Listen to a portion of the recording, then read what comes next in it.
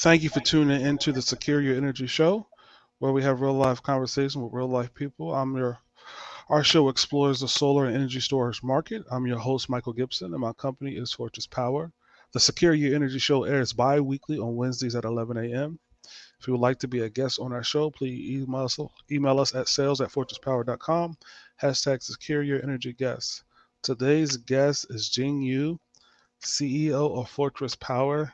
I'm very, very, very excited to have her be a part of the broadcast. I think that we're going to have a fun time, her and I together, just discussing. So, Miss Yu, welcome to the Secure Your Energy Show. How are you today? I'm doing very good, Michael. Thank you for having me. Thank you for hosting this dynamic and informative live show. And since you joined us, you have brought a lot of changes to our company. I really want to use this opportunity to appreciate your contribution. Thank you so much. I told you she's a great woman. I told you. Uh, so, Do as best as I can, you know? in honor of International Women's Day, it just happened. Jing is the CEO of Fortress Power, and I just wanted to have a conversation with her about her experiences of being a CEO. Now, what's interesting as a CEO, you're running a company and you are a mother of two, which I know, two beautiful children, two beautiful girls to be exact. Can you tell me how is managing a company and managing a family? How does that look for you? How does that work for you? Well, certainly the both are very different, right? So, managing a company, you're surrounded with, professions, individuals work together as team. And I have to say, I'm very, very lucky that, to work with our team. You guys been very helpful to step up and take a lot of responsibility. And that also enables me actually also spend more time with my girls. Now, I think, again, we have so many wonderful mothers slash uh, full-time works.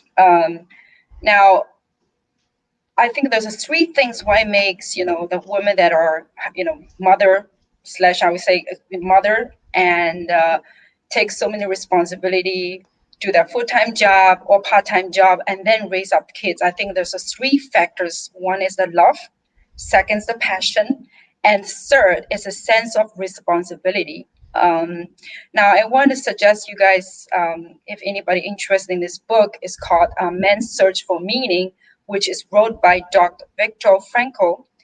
And in this book, Dr. Frankl really talk about, what's the three ways of uh, finding the meanings in your life. And one of that really stands out is make differences.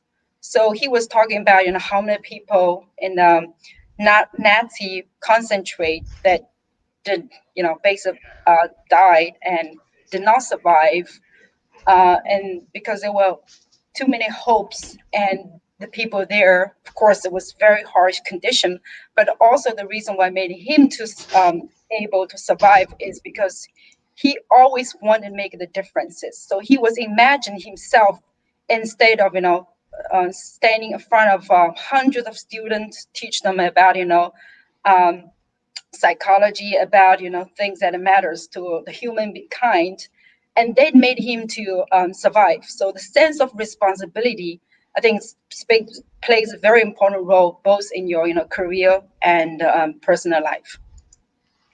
Wow. So managing a company, I heard you said one, you're grateful for the support that you have of your professional team.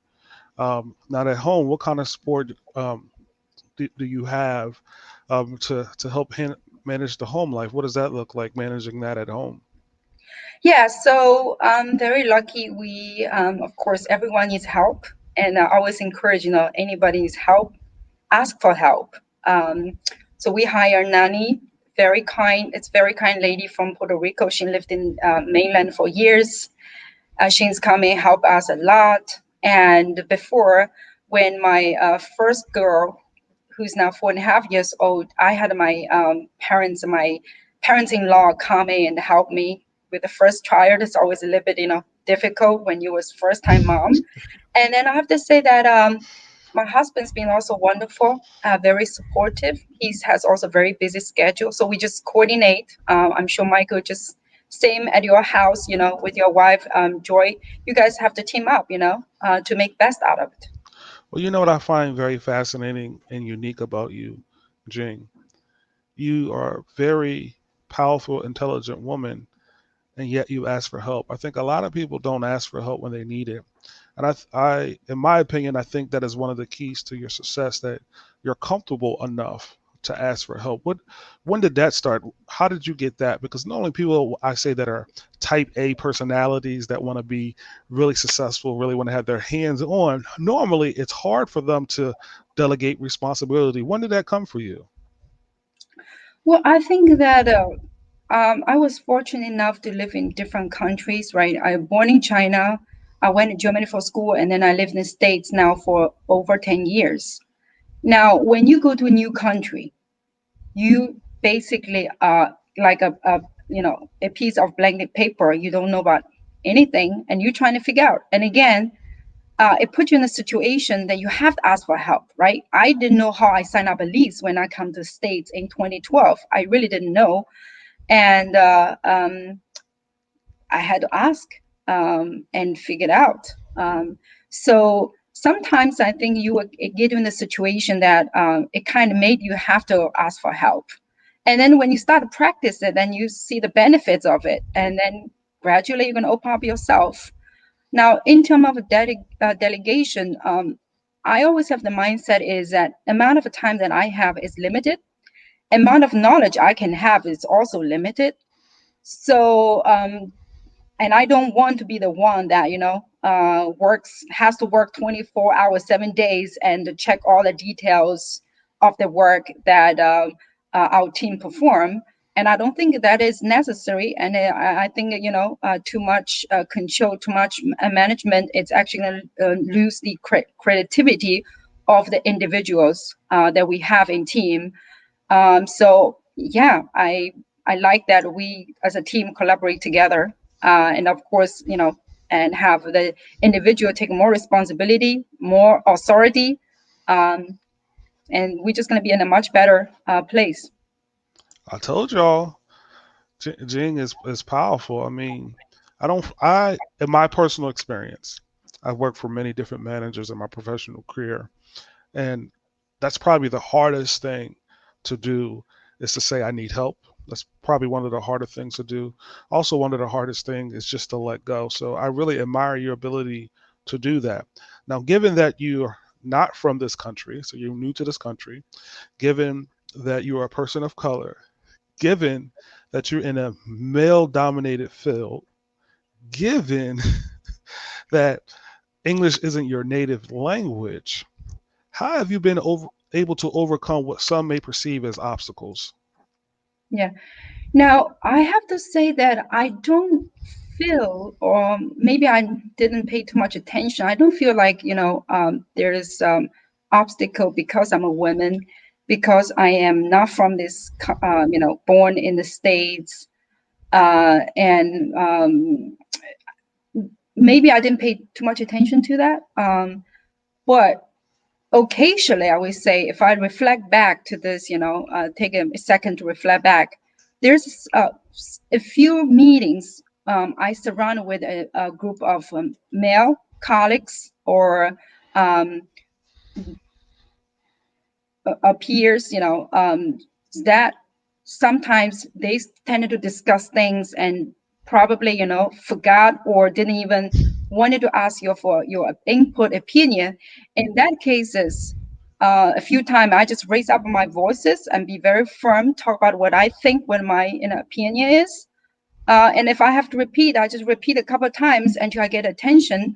But that happened very real, a few cases. But in general, I think good things we live in the States, which is, you have a multicultural, right? And also we are in the renewable energy space, in the solar energy space. And I find a lot of people in this industry truly love solar and very open-minded. A lot of them are very open-minded and truly want the best for the environment. And because if you're not paying too much attention just to yourself as a person, and you care about the environment, care about the whole energy, renewable energy field, it make you to be more open to accept, new innovations, new ideas, new approaches. So you just bold.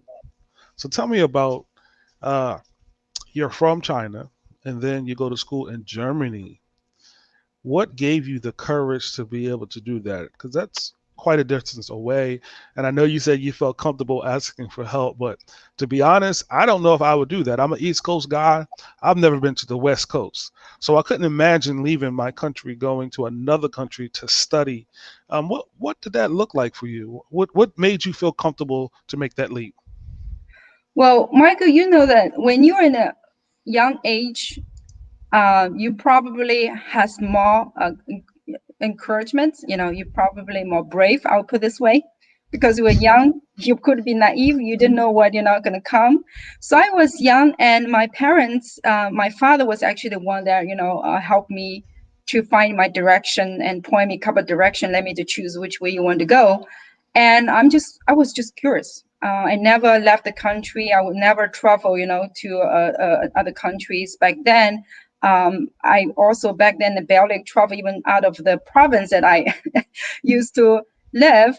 But my parents give me the guidelines, the direction, and I was just curious, and I made the move. So you had a good structure at home, a good support system to build you up to make you feel comfortable enough to do that. That is awesome to do. Now, you mentioned before that we are in the solar field, in the renewable energy. We make batteries. Being that we are in the technological field, you don't normally see a lot of women in tech. What made you even want to get into solar to begin with? And also, what changes do you see happening in solar since you've joined this select field of powerful women in technology? Now I remember when I went to Germany, finish up my graduated study. My major was on the high voltage, on the utility high voltage distribution. And most of my colleagues actually also went to the field. But I was intrigued by a class. We had also solar energy class. I was intrigued. I went and I attended. I feel just amazing. Solar panel you set up, you can power electricity. So then I did an internship at a solar company back then in Germany, and from then I knew that this is area I want to specialize, and I want to grow my career. Um, and it turned out, this is a right decision that I made. I have to say now, I see more and more females colleagues in this solar renewable energy sector. I also remember I met a few female CEOs run their own construction business. One of the ladies based in Maryland, Colette, it's very powerful, strong. She can climb up to the roof, give the instruction. She's actually holds also a lawyer. She's also a lawyer now as well. So um, you see more and more women are ending to this renewable energy space, and I think more and more women are now also take more important role. Um, and it's very delightful to see that. Now, if there was a young Jing sitting out to the side, wanting to go and become, a owner of a company, CEO of a company, things of that nature, what advice would you give to some young little girl just wanting to take on this monster of the technological industry dominated by men? What advice would you give her? Yeah. So one thing I want to, tell the young girls is, um, in life, what I learned is there's a lot of things that you think are very easy. When you start doing, it's not that easy. Just like, clean your apartment. If you want to do it well, you also need to learn how to do it. And you have to do it again and again to be good at that, right? But there's also a lot of things you think is very difficult. Say, hey, for instance, I want to be a singer, or I want to be a CEO of a company. You think it's going to be very difficult, but when you start doing that and you practice day by day, step by step, eventually when you look back, wow, it wasn't that difficult. I could do it. So don't be intimidated by yourself. And also, don't let other people judge who you are and what you're supposed to do. When we grown up, we may hear again and again that our parents or maybe other elderly people tell you that, hey, you're a girl, you're supposed to do this, you're supposed to do that. So this is something I try and avoid, not to tell my girls what they supposed to do as a girl. I just tell them girls and boys are all the same. A lot of things boy can do, you can do, and probably something you can do even better than boys. Could be also, and it depends, what skill sets or what things we talk about. Yeah, so just don't be afraid and don't intimidate yourself. I think a lot of fears we have is we think people think we cannot do it. I don't think so. I think it's you think you cannot do it, and that's what holding you. So we limit ourselves a lot. So That's true. you led right into the question that I was going to ask. So I'm gonna go ahead and ask you. You did a nice little segue there, like a professional.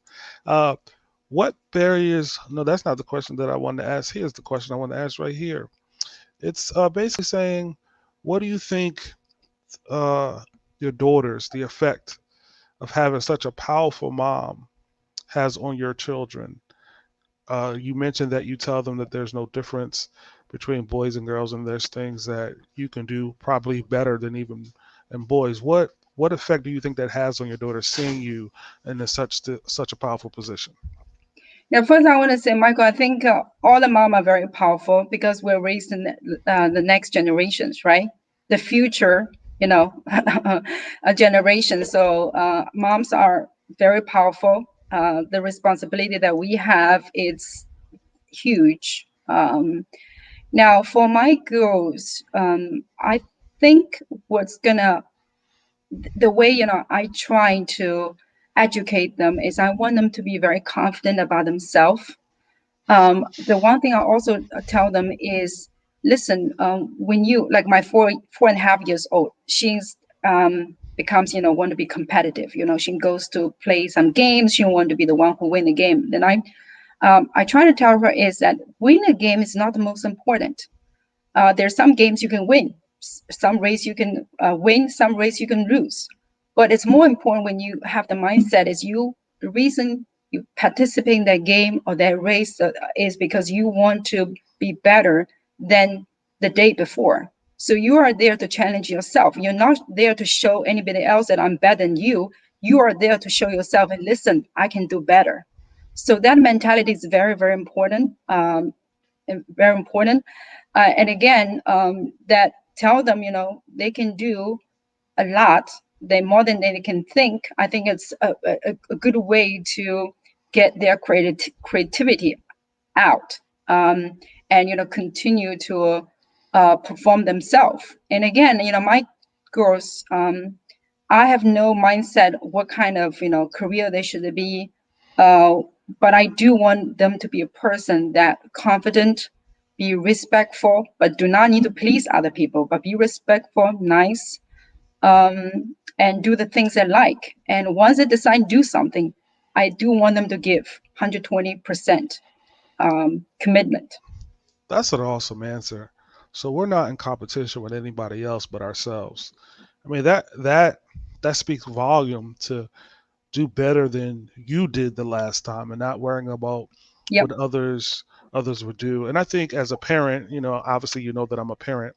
A lot of times we try to lead our children in a direction that we want them to go and not necessarily giving them the freedom that it takes to be who they are. And I know from my own personal experience, I want my children just to be great in whatever area they want to be great in, and to instill that level of confidence is just a wonderful thing to see. And I'm proud of that statement. I didn't expect that answer, but I'm really is because Jing, she's not competitive, but she's competitive.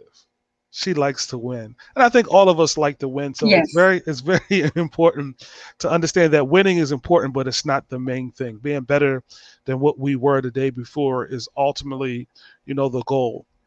Now I have a We question for you. Go ahead. Well, I want to point out one thing. So if you're trying to say, I want to outcompete others, you are limiting yourself because then once you feel you outcompete others, you're going to stop, right? But if you're goal is I want to improve myself every day. This is unlimited. You talk about there's no limitation to that. That's a huge differences. So, what are some of the tips that you use? Would you give that you do now in your current position to improve yourself? Yes. So what I'm currently doing, like I say, I would say after I give a birth of my second one, who's now about close to a year old, and it was kind of hard transition from like one baby now to two babies, and I was again I was intimidated. Say, hey, could I manage it? Balance well. Could I? And then figure out. After a couple of months, I get into this role, and then I started tell myself maybe now it's time for you trying to at least spend 30 minutes a day to exercise. Stretch yourself, exercise, get your energy boost up. And then I've managed that. And then I said, okay, now you really have to go back to a routine to read the book again. So I try to do every day 30 minutes and also trying to do 10 to 15 minutes, practice my German. And of course, in the beginning was hard. I manage it. And then now what current I'm doing is I'm attending a virtual class, which will, needs 2 or 3 hours a week. It's virtual on demand, so I can manage that by myself, and I'm still adjusting it. But again, eventually, I think I can do it. So here's the thing: that what do you? This is what I've been doing step by step, kind of push myself to do a little bit more, learn a little bit more. I like read. I read all kinds of different books. Could be marketing related, leadership. It could be sales related. It could be how how the innovation involves. So yeah, the book can bring you to the places that you've never been before. So that's the beauty of learning and reading. Now I know why you CEO, because you are highly motivated to push yourself to go beyond the barriers and the limits. Now, in the last remaining minutes, I wanted to ask a few more questions. Sure. First question: where do you see Fortress Power in the next 2 to 3 years? Yes. So I would break down, like three areas. So one is currently over 80% of volume is based, concentrated on the energy storage application for home and businesses. For that area, we are currently doing 48 volts, right? So we are developing high voltage battery. So that's going to scale up our piece of pie in the energy storage applications in the North America, as well as in South America. And then also we are in a process, as you know, that also gain our footprint in the other markets, such as European market, uh, African market, as well as Australian market, step by step. Again, we cannot lose our focuses as well. So that's another diversification that we want to bring to the company, to basically increase the volume, but also increase our stability, right? These days in each business, we talk about, how to survive and how to thrive. So those are two things that we always need to keep in mind. Now, addition to that is we also going to um, basically increase our percentage of the business in the telecom, railway, and mobile applications. Um, so those are like three areas: increase international market share, increase the market share in energy, stationary energy storage field, as well as increase the pie or percentage of mobile, telecom, and a railway You want to do a business. lot of things, don't you? Oh yes, yes. But our team is really good at is tag one tasks and work, intense on that, and then finish and then move on. So you think that we've been doing, we are doing and we have accomplished a lot of projects by using this tactic. Well, I want to say I'm impressed. Now, I know I could be biased, but I am impressed about the things that you listed. Final question for today. What innovations do you feel are needed in renewable energy? What do you think is missing that we don't have yet in this space?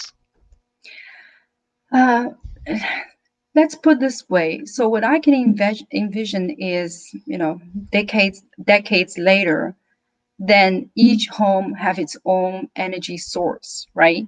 Could be wind, could be solar. Solar is more practical. Um, and then we can also sell and buy electricity, for example, using blockchain technology. And then we has also EV chargers. You can drive your car anywhere. There's plug.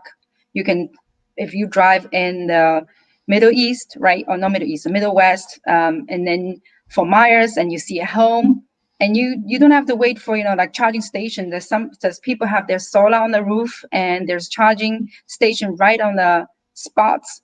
Uh, in front of somebody's home. You can just go plug it, maybe use your credit card and pay it and go. So this renewable energy, this decentralized energy storage is going to bring us that we can have access to the clean energy anywhere at any time, incorporate, with a battery storage technology. So, in our last couple minutes, what message would you like to say to any young, inspiring woman or young girl that wants to be a CEO? What one piece of advice or two pieces of advice would you give them in closing? Yes. Now, first, I want to say you don't have to be a CEO. You can be, any kinds of jobs or be a full-time mom, you still contribute a lot to the society. So title is one thing. I think it's more important, what are you doing and your intention to give back to the people, your intention to take responsibility, play your role well. Now, for girls that have a dream of becoming CEO, my advice is read, learn, practice. Remember, we are in the age that you can learn any skill set that you want, and you don't even need to go to school for that. There's so many educational videos and classes available, right? If you want to be someone, something, somebody, just go ahead and make sure you learn, you practice it, and don't afraid to act. And you might need to act because action is going to bring you to where you're going to be. You may fail, and sometimes you may make a, I would say, like silly mistakes that. But again, I always say rather to make decisions and rather that have a willingness to fail than sit back and don't act, because if you do not act you have no chance, but if you act there is always 50% chance. Read, learn, and practice. Yes. We want to be successful. You know that you're 100% right. In this age that we live in right now, there's no limit. There is no limit to anything if you put your mind to it. I want to say thank you for taking time out of your busy schedule for sharing some of your knowledge. And I just want to say thank you for one, being such a great leader, being such a great person. And I'm not saying that because I'm here with you, but that's just honestly what I feel, that you have the heart of the people and you have a heart of gold. So I want to say thank you. And also, I do want to give compliment you because you said something that a lot of women I know struggle with, that it's okay just to be a mother. It's okay It's just okay to to be be a mother. mother. Yes, absolutely. I'm seeing, so many moms that are full time and they're doing great job. And absolutely, it's okay. Now, one thing Mike, if you give me a few seconds, when I want to say is, now if there's kids they not behaving well, the problem's not that the kids, is the parents. Okay, the parents have a problem because they probably have own problem and didn't spend time or didn't teach their kids well, so that's why the kids misbehave. Okay, so keep that in mind. And second, if a team does not perform, the first person to stand out and ask why, what's wrong, is the leader, right? Because that means you are not doing something to unify the team, maybe, or maybe you are too strict, you not give the teams a way to perform where they can perform. So the responsibilities is on a high level. Parents or CEO or department leader. So yeah, if you have the authority, you also have to take the responsibility. Shut the front door. I gotta say that was next level. So you're saying that the buck stops with you. That if something is not working, you as a CEO are part of the issue, but you Of also can be course. part of the solution. Yep. Wow. Wow. See, I told y'all, if you didn't get this good stuff right now, you want to make sure that you get this later on. And Jing, I want to say thank you for being a guest on our show. It's really been a privilege and an honor that you've taken time out your schedule. Now, Thank you, Michael. if you want to be part, you're welcome. If you want to be a part of the Secure Your Energy show, please contact us. You can email us at sales@fortresspower.com, hashtag secure your energy show. We are a bi-weekly broadcast that airs at 11 a.m. on Wednesdays. So please contact us if you would like to be a part of our show. And we do thank you for those that tuned in today. Please share with your subscribers because sharing is caring. And lastly, if you want to be a guest, please look us up.